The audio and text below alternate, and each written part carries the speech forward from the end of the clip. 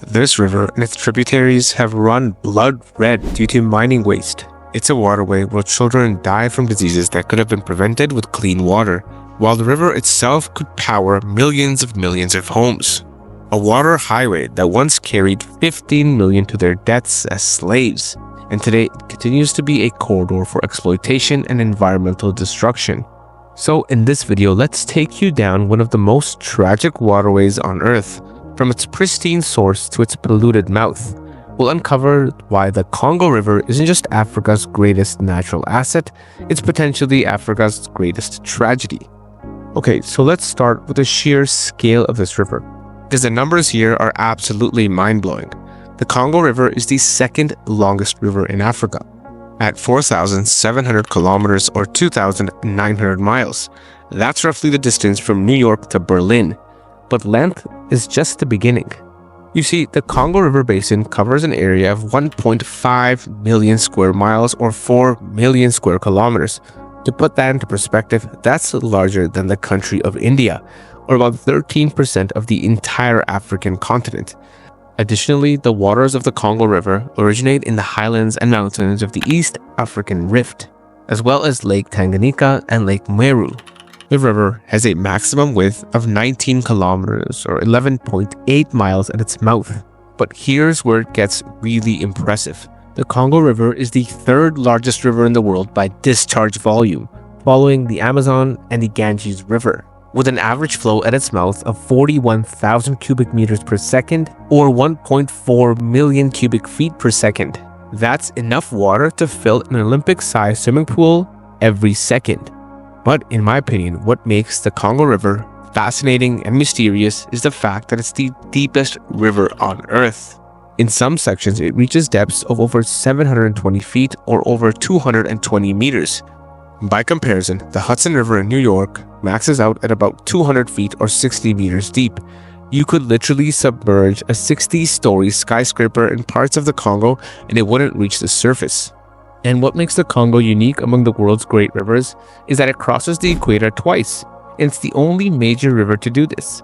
This means that while one part of the river basin is experiencing a dry season, another part is experiencing a wet season, creating a relatively stable flow year-round compared to other major rivers.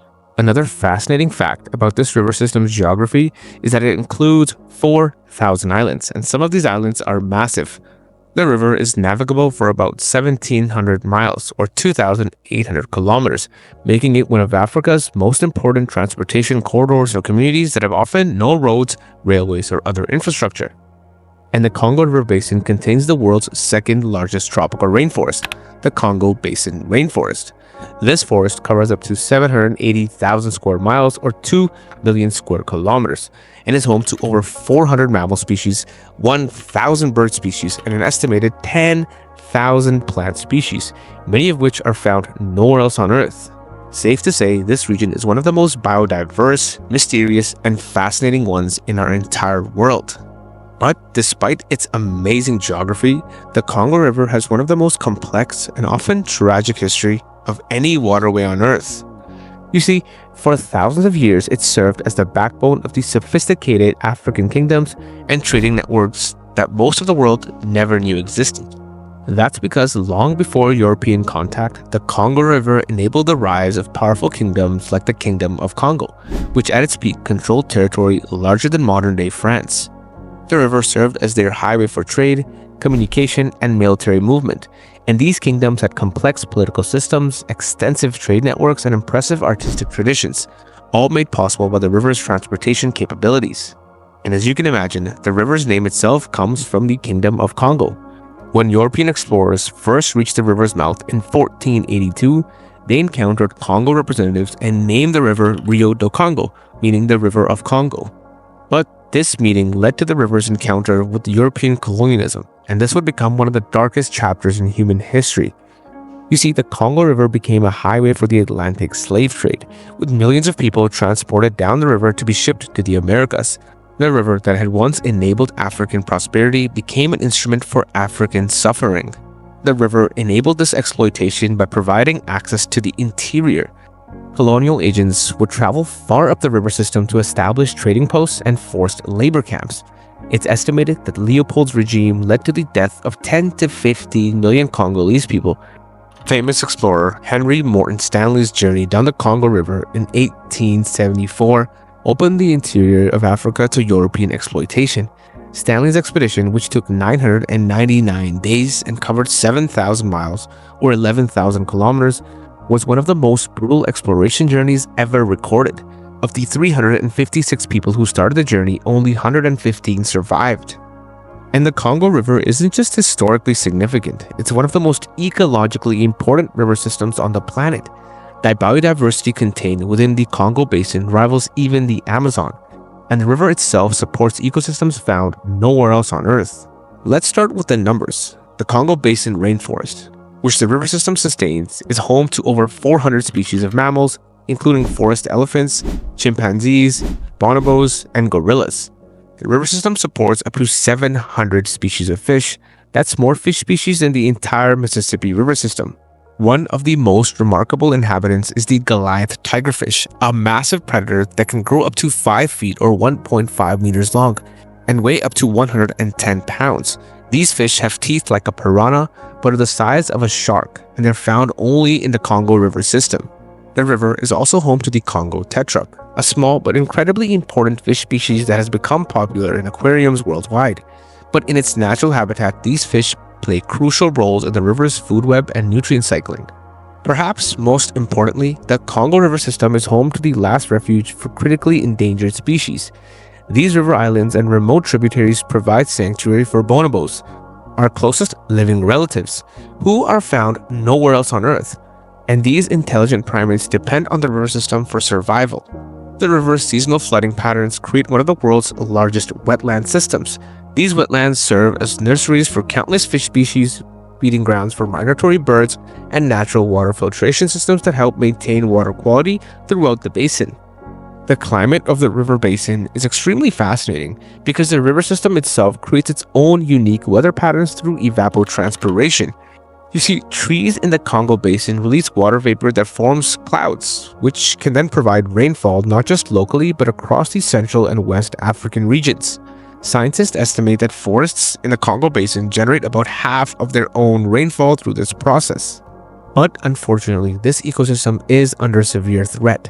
Deforestation in the Congo Basin is accelerating, with an estimated 3.7 million acres or 1.5 million hectares lost each year. That's an area larger than Connecticut disappearing annually, and much of this deforestation happens along the river and its tributaries, where access is easiest. And illegal logging operations often use the river system to transport timber and create a direct connection between the river access and forest destruction. The river that has sustained these forests for millions of years is now being used as a highway for their destruction. And if that wasn't bad enough, mining operations also pose significant threats. The Congo Basin contains massive deposits of coltan, copper, diamonds, and other minerals essential for modern electronics. And mining operations often pollute river tributaries with heavy metals and chemicals, affecting both wildlife and human communities downstream. And thus, the Congo River represents one of our last chances to protect a truly intact large-scale ecosystem. The decisions made about this river system in the next few decades will determine whether future generations inherit a thriving ecological treasure or an ecological disaster. But despite all the challenges that are faced by the Congo River and the Congo River Basin, it's not all doom and gloom. And what gives me the most hope is the resilience of the people who call the Congo River home. Because despite everything they've endured, communities along the river continue to fish, farm, trade, and raise their children with dreams of a better tomorrow. Their strength and determination are the river's greatest assets. Because you see, the river is healing. Where conservation efforts have been implemented, wildlife is returning, fish populations are recovering, and forests are regenerating. The Congo River has an incredible capacity for renewal when given the chance. Young people throughout the Congo Basin are leading a new movement for change. They're using technology to monitor their forests, organizing to protect their communities, and developing innovative solutions that honor both tradition and progress. Because this generation sees the river not as a source of tragedy but as a foundation for transformation. And the Congo River is teaching us that conservation and development don't have to be opposing forces. And a great example of this is ecotourism. Because ecotourism in the Congo River is providing income while protecting wildlife. Perhaps most importantly, the river is becoming a symbol of African pride and potential. For too long, the Congo has been seen as a source of resources and to be extracted. Now it's increasingly viewed as a treasure to be protected and a foundation for African prosperity. However, despite the positives, the Congo River story is still being written, and the next chapters can be different from the past. With proper stewardship, this mighty river could become a model for sustainable development, environmental protection, and community empowerment that inspires the world. And thus, the Congo River continues its eternal journey to the sea, carrying with it not just water, but hope. Hope for healing, hope for prosperity, hope for a future where this mighty river finally receives the respect and protection that it deserves.